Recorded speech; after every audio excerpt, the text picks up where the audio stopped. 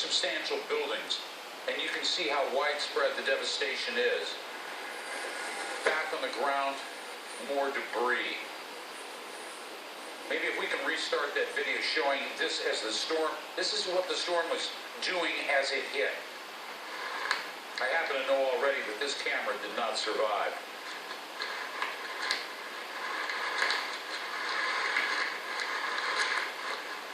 But you watch and you see, it's not raining.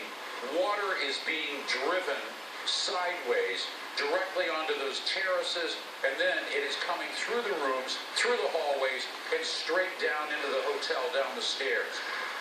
Water just being driven indoors because of the force of the winds. We have storms starting to... And the surge, as James, you can hear him there narrating how the storm surge has filled up the lower level. James Reynolds is on the line with us now from Cebu City. James, tell us a little bit about shooting this video, about what you experienced. Hi, Jim. Well, I've been through a lot of typhoons before. I've been through a lot of natural disasters before, and this just does not...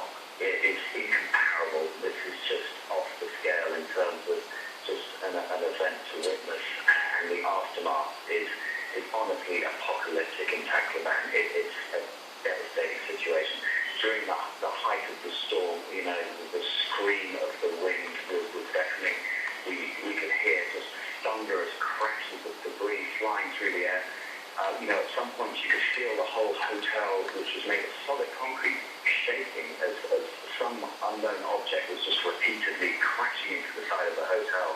And then, obviously, the winds were escalating, and then the water, the storm surge became the real dangerous factor. We had residents staying at the hotel on the ground floor, as you can see in the video, who were trapped. They were smashing windows in sheer desperation to try and get out of those hotel rooms, you know, in total fear of their lives.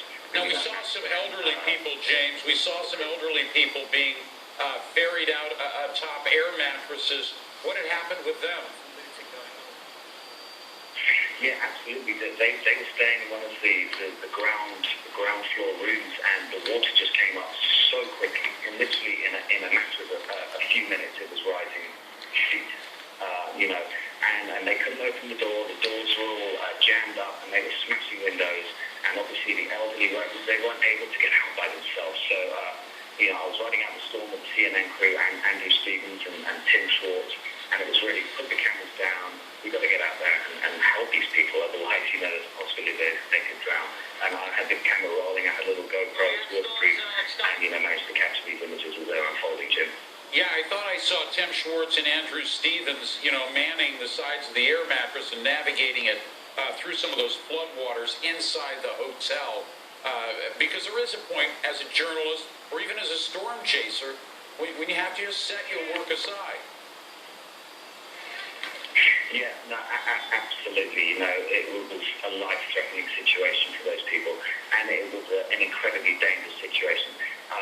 I'm currently covering the storm with two other colleagues, one of whom suffered a serious leg wound trying to go to the assistance of these people. Luckily, we managed to evacuate, and he can get medical assistance. We are the extreme fortunate ones. We, by some miracle, managed to get out of Tacloban today. Well, you know, that's one of the things that people cannot imagine. I'm sorry, but that's one of the things people don't realize. As you walk through this hotel, guiding an air mattress, it seems like it's safe, but you have no idea what is a foot, 2 feet, 3 feet underneath that filthy floodwater. You know, exactly. There's giant shards of glass, sheet metal, razor sharp, all sorts of debris, and obviously the water is filthy, full of all sorts of, you know, sewage and bacteria. You know, just because the water doesn't look necessarily that deep, waist deep.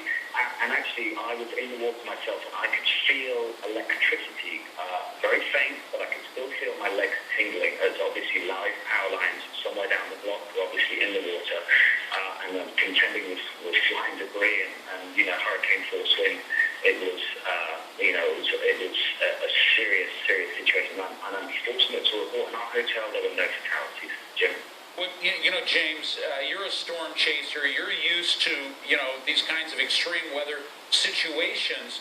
But this one, when you see it it's one thing to see it in the middle of a field in the countryside. It's another thing to see it in a major city of 220,000 people, such as this one. Absolutely right. I've covered strong typhoons in other parts of Asia, say in Japan, and you can ride out a typhoon and that evening you're in a restaurant having a hot meal. When you're dealing with possibly one of the strongest tropical cyclones ever observed, whilst in recorded history, hitting a country with fragile infrastructure such as the Philippines, and then add a city of 200,000 people to the mix, it's just an absolute perfect recipe for disaster, and it looks like it's unfolding right now. Today, there's a sense on the street that people are getting more desperate. Food and water are running out, and then supplies get more scarce. The level of desperation is going to increase, and the threat of more serious civil unrest is obviously there. So this is an exceedingly serious situation, and the people of Tacloban are desperate and in dire need of assistance. Jim? Well, we can see, you can see how, the storm lashed the streets inside, flooded inside homes, hotels, all of these kinds of things. And when you talk about the looting, people are really scavenging, aren't they, for anything that will help keep their families alive? Yeah, absolutely. We even saw people scavenging through the mud and the debris for just anything which was useful, bars of soap, the toilet paper, anything which can just help them, keep sanitary, keep them survive. Unfortunately, we did see elements of looting of electronic appliances, objects which are not necessarily required for survival. I saw, maybe 20, 30 people crashing into a drugstore, looting that. But really, the situation on the ground is horrendous. I cannot tell you the apocalyptic scenes 24 hours ago as I was walking the evening of the day of the storm hit. We're talking about one city block was on fire, utterly uncontrolled. Another building, the block over, was on fire, and explosions coming out of it. The city was still underwater. People are roaming the streets, just dazed and confused. I just hope this gives them that. It's hard to describe in words, but I hope this just can give the viewers an understanding of what the situation is like there. It's desperate, Jim. One thing that is absent from the videotape that we're watching is the presence of police or the authorities, some symbol of authority. Yeah, if you're on the street, if you're downtown, it's not there. We did find pockets of military activity, command centers, where communications had been set up. There was a landing zone actually near the hotel, which is just by sheer chance was walking distance from our hotel, which happened to be our ticket out of there. But other than these tiny pockets within the city, there is no organized, state response, law enforcement, military to stop the looting, to stop any further escalation if it is to occur of civil disorder. It really is just every man for himself, Jim. As we look at the violence of the storm as it hit, it's lashing your hotel, flooding your hotel. I can't imagine how lesser structures, that's the norm in many of the areas, especially those low-lying areas along the coastline, how they could have possibly survived. This is a really good point, Jim. I was talking to some survivors right on the coastline who are lucky enough to live in just a small fraction of the buildings which have a second floor. Most people live in very kind of low, kind of not solidly built buildings, and these didn't stand a chance when you're dealing with, a 6 to 10 foot surf. It just simply get washed away. And 2 blocks away from my hotel, I was on the waterfront, literally within 2 hours of the storm having the worst of it passed. And it was a scene reminiscent of the tsunami in 2004 and in areas of Japan where the tsunami had hit there. And I covered the Japan tsunami, and I really, it struck me like, wow, this place has been hit by a tsunami, and just desperate people trying to salvage whatever they could. Unfortunately, bodies being pulled riding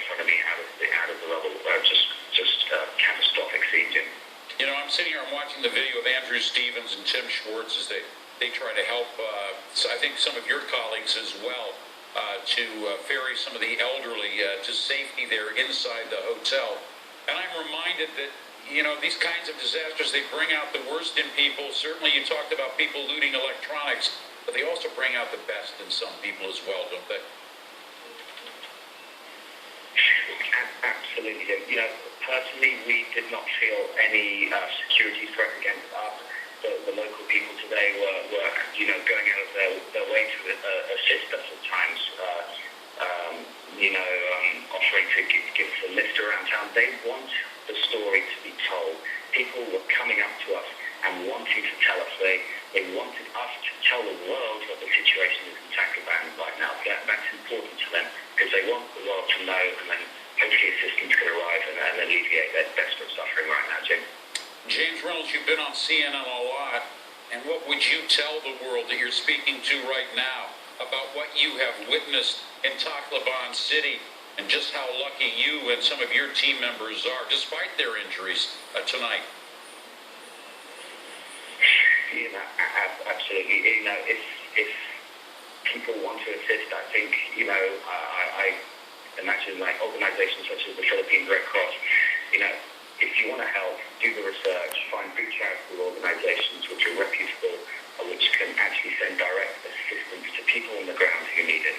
The people are desperate, you know, so really they need the story told, and, you know, if any help can be given to them, you know, that would just be amazing. And really, it's a miracle we got out of there, but, you know, there are thousands of people suffering right now, and they will be suffering for days to come, Jim. James Reynolds, it would seem, just a final question, this storm, this super typhoon, has in some ways changed you, even a veteran storm chaser like yourself. Tell us. Yeah, it's, you know, I knew this was going to be a strong storm before I decided to tackle it. I prepared myself for the worst, but you can never prepare yourself for city blocks on fire, bodies being pulled out of rubble, decaying bodies just on the street all around you, just human suffering on such a grand scale. You know how bad it's going to be, until you're surrounded by it. There's no way of preparing for it. And, you know, honestly, I just wish all the best for the people of Tacloban. They treated us with such grace and respect, and it's really something they did not deserve. And there's not much more I can say, really. I just wish them all the best, Jim. James Reynolds, with an honest accounting, really remarkable video that shares with us some of the emotions that had to be felt when this storm hit, when ordinary people had to do extraordinary things to cope with this Super Typhoon Haiyan as it hit the city of 220,000 people, Tacloban there, a city where we know that the casualty toll will be rising, a city that has suffered such devastation. Our thanks to James Reynolds for sharing some of this incredible video with us. Coming up right here on the International Desk, when most people are trying to get out, they are trying to get in. We're going to be talking with someone from the World Food Program about the role of relief agencies in disasters just like this one, and how you can lend a hand.